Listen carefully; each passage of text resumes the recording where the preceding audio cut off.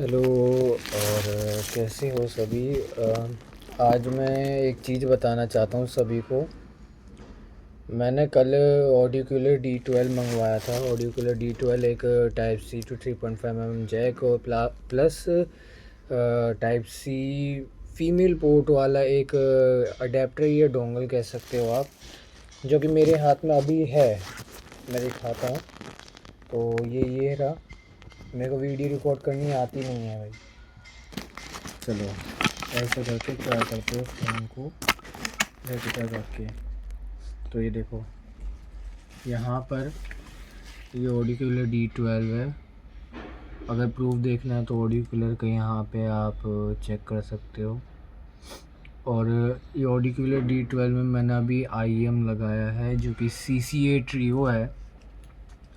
और मैंने इसे कल बहुत ज़्यादा टेस्ट किया था। आज भी मैंने बहुत टेस्ट किया है इसे। मुझे इसके बारे में बस यही कहना है कि मैंने इसे बहुत बड़ी गलती कर दी इसे ले कर के। ये जिस प्राइस रेंज में आता है उस प्राइस रेंज में जो टाइप सी वाला ये चीज़ जो दे रहा है, ये ठीक है, बहुत सही है। इस प्राइस रेंज में और कोई नहीं दे पाता।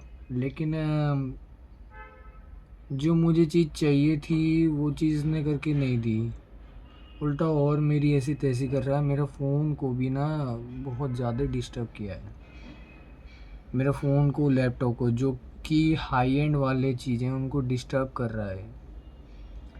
मेरे पास पोको इन्फिनिक्स का फ़ोन है और मेरे पास लैपटॉप लेनोवो को है। और मैं iQOO 13 से मैं अकुआ जो कुछ भी इकुआ जो कुछ भी बोले, तो इकुआ 13 जो है उससे मैं रिकॉर्ड कर रहा हूँ अभी के समय में। ये अभी रिकॉर्ड हो रहा है।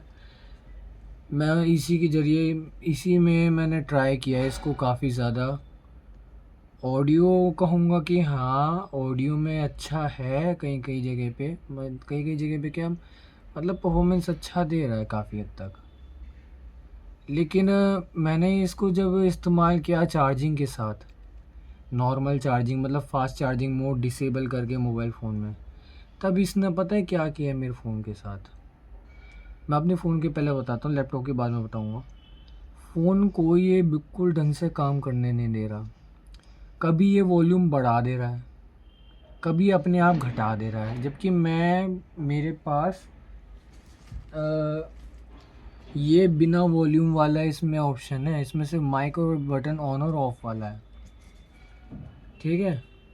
और ऊपर से जब चार्जिंग करते हैं ना, तो चार्जिंग के बाद इसके अंदर की जो ऑडियो क्वालिटी बहुत ख़त्म हो जाती है, ख़राब हो जाती है। ऐसा लगता है कि फटी फटी सी आवाज़। मेरे फ़ोन की ये iQOO 13 की बात बता रहा हूँ। और जब ये मैंने देखा था ना, वो उसके बाद फिर मैं ये भी देख रहा, कभी ये जेमिनी AI को इनेबल कर दे रहा है अपने आप ही, कभी ये कोई और ऐप इनेबल खोल दे रहा है, ओपन क्लोज़ कर दे रहा है। मतलब एक तरह से जैसे ऐप क्रैश होता है, या फिर तुम्हारा फ़ोन हैक हो जाता है, कोई ये कर लेता है, या फिर सॉफ्टवेयर बग इशू, या फिर आपका सॉफ्टवेयर आउटडेटेड हो गया हो। उस तरह के जो इशू होते हैं उसी तरह से ये बिहेव कर रहा था। जब मैंने इसको निकाला चार्जिंग पे ही, नॉर्मल चार्जिंग पे, फिर इसको निकाला, फिर फ़ोन मेरा ढंग से काम करने लगा, बिल्कुल सही चल रहा था। फिर दोबारा लगाया, फिर इशू हो रहा। मतलब इसको लगाने के बाद मेरे फ़ोन बैंड बज रही है और फ़ोन बार बार गड़बड़ हो रहा है। उसको मैं ढंग से रिकॉर्ड नहीं कर पाया क्योंकि मेरे पास बढ़िया कैमरा नहीं है मेरे पास। और मैं अकेला हूँ जो रिकॉर्ड ही करता हूँ। मेरे अलावा और कोई नहीं है जो रिकॉर्ड कर दे इस तरह से, जिस तरह से मैं करता हूँ। इससे भी घटिया लेवल की रिकॉर्डिंग करते हैं, मेरे पास कोई आसपास है नहीं। और फिर जब मैंने उसकी चार्जिंग हटाई तो फिर फ़ोन काफ़ी हद तक नॉर्मल हो गया था। लेकिन फिर भी मैंने ये चार्जिंग हटाने के बाद मैंने ये देखा, जब कभी भी नोटिफिकेशन आता है या कॉलिंग होती है, कॉलिंग आती है, कॉलिंग का नोटिफिकेशन हो, कोई भी नोटिफिकेशन हो, तो वहाँ पे ये फ़ोन को स्टक कर देता है। और साथ के साथ ये इसमें ऑडियो आनी बंद हो जाती है काफ़ी हद तक। मेरे फ़ोन में ऐसा होता है, कभी कभार ही होता है, हर रोज़ नहीं होता कि भाई ऑडियो बंद हो जाती है। ये वाली बात कभी कभार होती है, लेकिन ये बार बार जो है ये डिस्कनेक्ट हो जाता है मेरे फ़ोन से जब भी नोटिफिकेशन आती है या कॉल आती है नहीं, डिस्कनेक्ट हो जाता है। या कभी मैंने गेम्स में कभी नोटिफिकेशन आ गया, या फिर कभी यूट्यूब पे कुछ पढ़ाई करते समय आ गया नोटिफिकेशन, तब ये बिल्कुल बंद कर देता है। या तो ये क्या करता है, वॉल्यूम बढ़ा देता है ज़्यादा नोटिफिकेशन आने के बाद विदाउट चार्जिंग के, या तो कुछ और कर देता है। इस तरह का इसका इशू आता है मेरे फ़ोन पे। कभी ये हेवी ऐप को इनेबल कर देता है, डिसेबल कर देता है, कभी कुछ कर देता है। ये मुझे इशू आ रहा है इस डैक से। और जब मैं फ़ास्ट चार्जिंग इनेबल करने के बाद इस पे लगाता हूँ, मतलब ये मेरे पास फ़ास्ट चार्जिंग वाला फ़ोन तो ऑलरेडी है ही, तो जब मैं इसको लगा के ये भी और साथ के साथ ये दोनों लगाता हूँ, तो फास्ट चार्जिंग के बाद बिल्कुल ही इसकी ऐसी तैसी हो जाती है, ना तो फास्ट चार्जिंग करता है और ना ढंग से फ़ोन को चलने देता। बहुत गड़बड़ करता है, बहुत ज़्यादा। कभी कभार इक्की दुक्की बार होता है जो ठीक ढंग से ठीक काम करता है, वरना बहुत गड़बड़ करता है। और साथ के साथ ये इतना हीट होता है कि जैसे भाई प्रेस की तरह हो जाओ, इतना हीट होता है ये। अब मैं ये कह रहा हूँ कि भाई इस प्राइस रेंज में चलो ठीक है, क्वालिटी तो चलो अच्छी रखी है, लेकिन वो चीज़ नहीं दे रहा ना। साथ के साथ ये टाइप सी पोर्ट सिर्फ और सिर्फ चार्जिंग पर्पस के लिए है। इसमें कुछ भी ऐसा नहीं है कि भाई फाइल ट्रांसफ़र कर दो या कुछ कर दो। इसमें रिवर्स चार्जिंग हो जाएगी, लेकिन वैसा चार्जिंग नहीं होगी।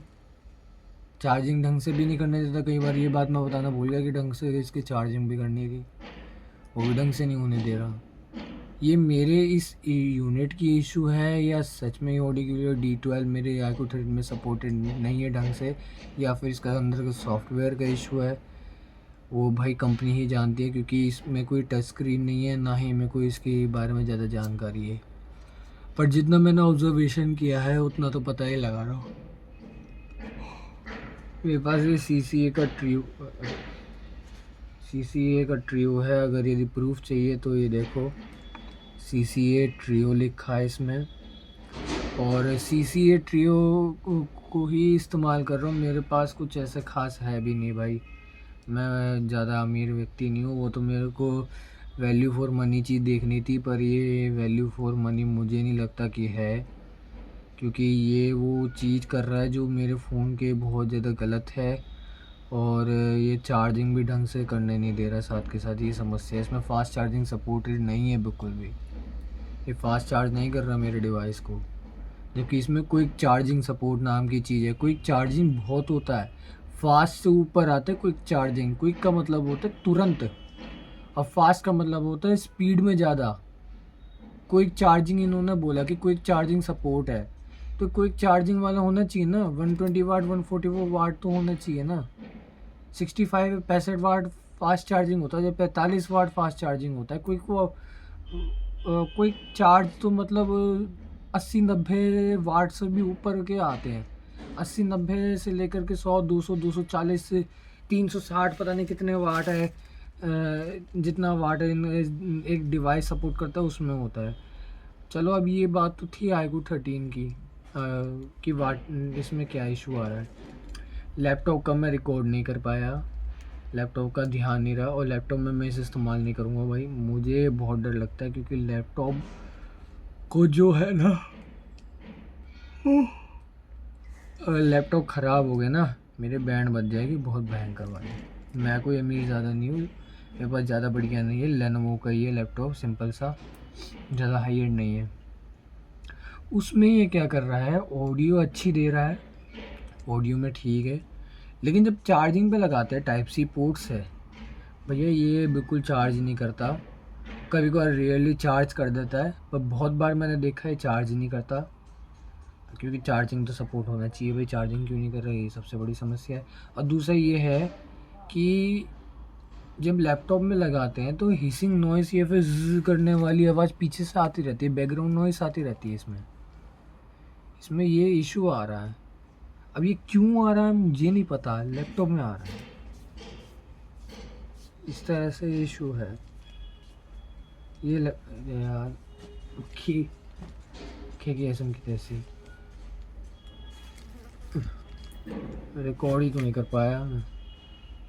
अब कल ही आया है, क्या तारीख है, 6 तारीख को आया।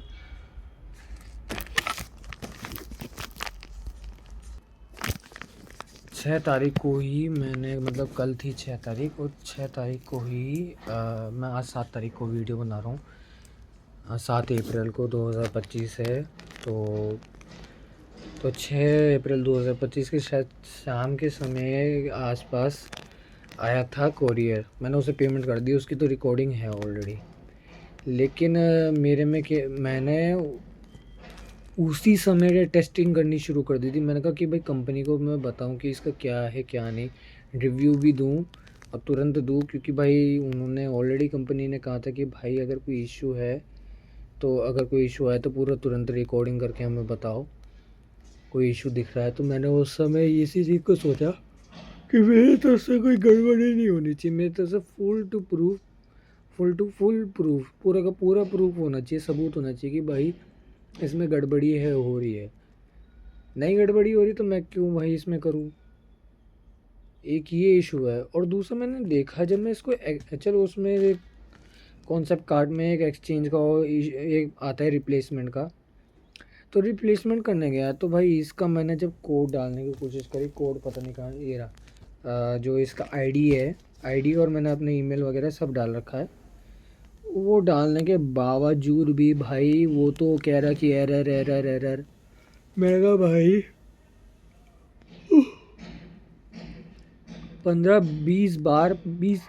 15-20 के आसपास से मैंने डाला होगा, बार मतलब टाइम्स बार डाला, तो भी इशू आ रहा है। देखो मैं दिखाता हूँ इसका क्या कोड है, पिन, जो ऑर्डर आईडी है खुद देखो, CK119404, यही डाला था, और मैंने अपनी जीमेल आईडी डाली थी, उससे भी नहीं हुआ। चलो ठीक है, मैंने एक काम करता हूँ, अपना फ़ोन नंबर डालता हूँ, उससे भी नहीं हुआ, दोनों तरह से नहीं हुआ।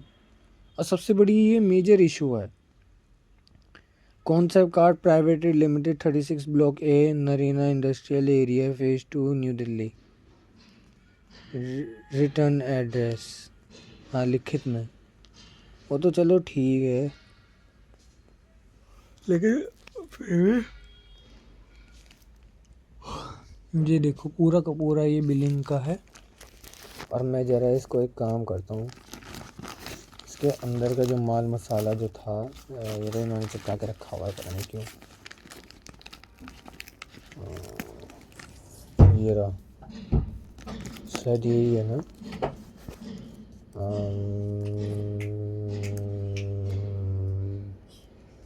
AWB नंबर 1 2 3 4 5 6 7 8 9 10 11 नंबर ये है। और HSN कोड है 1 2 3 4 5 6 7 8 ये कोड है। 11 और 8 तो 19 हो गए ना। यहाँ पर जो है ऑर्डर नंबर जो है, ऑर्डर डेट देखो 5 तारीख को किया था और 6 तारीख को आया है।